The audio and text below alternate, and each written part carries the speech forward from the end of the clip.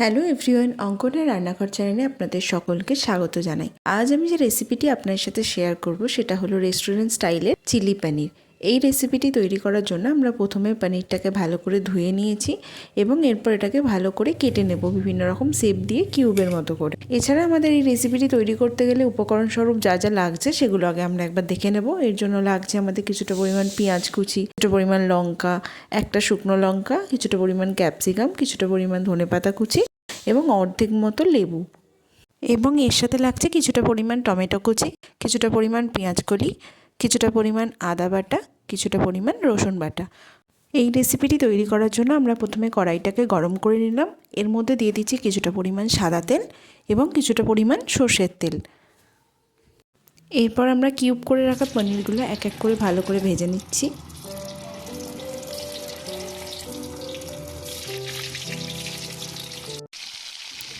গ্যাসের ফ্লেমটি মিডিয়ামে রেখে আমরা ভালো করে পনিরটাকে ব্রাউন করে ভেজে নিচ্ছি। ভেজে তুলে নিলাম। পনিরটাকে ভালো করে ভেজে তুলে নেওয়ার পর ওই তেলটার মধ্যেই আমরা দিয়ে নিচ্ছি কিছুটা পরিমাণ আদা বাটা আর পেঁয়াজ কুচিগুলো।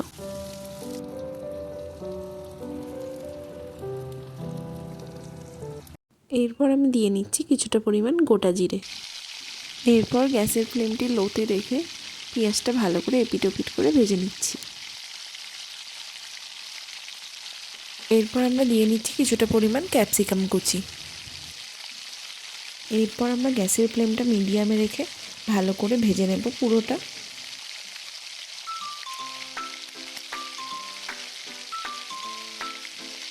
এরপর আমরা দিয়ে নিচ্ছি 5টা কাঁচা লঙ্কা ও একটি শুকনো লঙ্কা। এরপর আমরা সব ভেজিটেবলসগুলো ভালো করে ভেজে নিচ্ছি। এরপর আমরা নিয়ে নিচ্ছি আগে থেকে কেটে রাখা পেঁয়াজ কলি কুচি। পেঁয়াজ কলিটা দেওয়ার পর আমরা 2 মিনিট ধরে ভালো করে মিশিয়ে নিচ্ছি। এরপর আমি অ্যাড করে নিচ্ছি আগে থেকে কেটে রাখা রসুন কুচিগুলো। রসুন কুচিগুলো দিয়ে দেওয়ার পর গ্যাসের ফ্লেমটি লোতে রেখে ভালো করে মিশিয়ে নেব। এরপর আমি রান্নাটির মধ্যে অ্যাড করে দিচ্ছি পরিমাণ মতো নুন। তারপর আমি ভালো করে নেড়েচেড়ে রান্নাটা করে নিচ্ছি 5 মিনিট ধরে। এরপর আমি রান্নাটির মধ্যে দিয়ে দিচ্ছি পরিমাণ মতো হলুদ গুঁড়ো। রান্নাটি ভালো করে মিশিয়ে নিচ্ছি। এরপর আমি দিয়ে দিচ্ছি পরিমাণ মতো লঙ্কা গুঁড়ো। এরপর আমরা নেড়েচেড়ে ভালো করে মশলাটা ভেজে নিচ্ছি। এরপর আমরা এই মশলাটির সাথে অ্যাড করে নিচ্ছি কিছুটা পরিমাণ সয়া সস। এরপর 5 মিনিট ধরে ভালো করে কষিয়ে নিচ্ছি। এরপর আমি রান্নাটির সাথে মিশিয়ে নিচ্ছি আগে থেকে কেটে রাখা টমেটো কুচি। এরপর আমরা গ্যাসের ফ্লেমটি লোতে রেখে ভালো করে মশলাটা কষিয়ে নেব যতক্ষণ না পর্যন্ত তেল বেরিয়ে আসছে। এরপর আমি রান্নাটির মধ্যে অল্প কিছুটা পরিমাণ জল মিশিয়ে দিচ্ছি। এরপর আমি ভালো করে নেড়েচেড়ে রান্নাটা করে নিচ্ছি। এরপর আমি রান্নাটির মধ্যে আগে থেকে ভেজে রাখা পনিরগুলো দিয়ে দিচ্ছি। এরপর আমরা গ্যাসের ফ্লেমটি হাইতে রেখে ভালো করে ভেজিসগুলোর সাথে পনিরটাকে মিশিয়ে নিচ্ছি।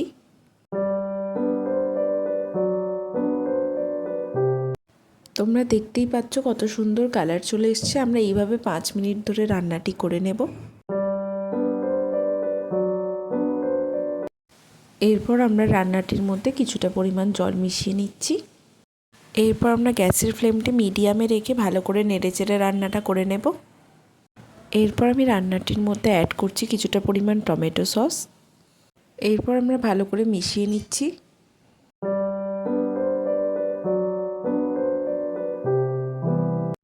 এরপর আমি রান্নাটির মধ্যে দিয়ে নিচ্ছি কিছুটা পরিমাণ গোলমরিচ গুঁড়ো। তারপর আমরা ভালো করে মিশিয়ে নিচ্ছি। এরপর আমরা গ্যাসের ফ্লেমটি হাইতে রেখে ভালো করে ফুটতে দিয়ে দিচ্ছি 1 মিনিট ধরে।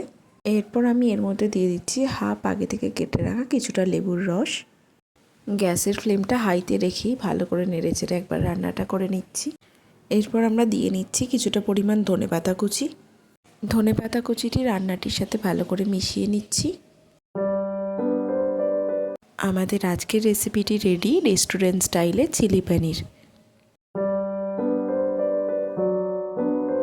Thank you for watching.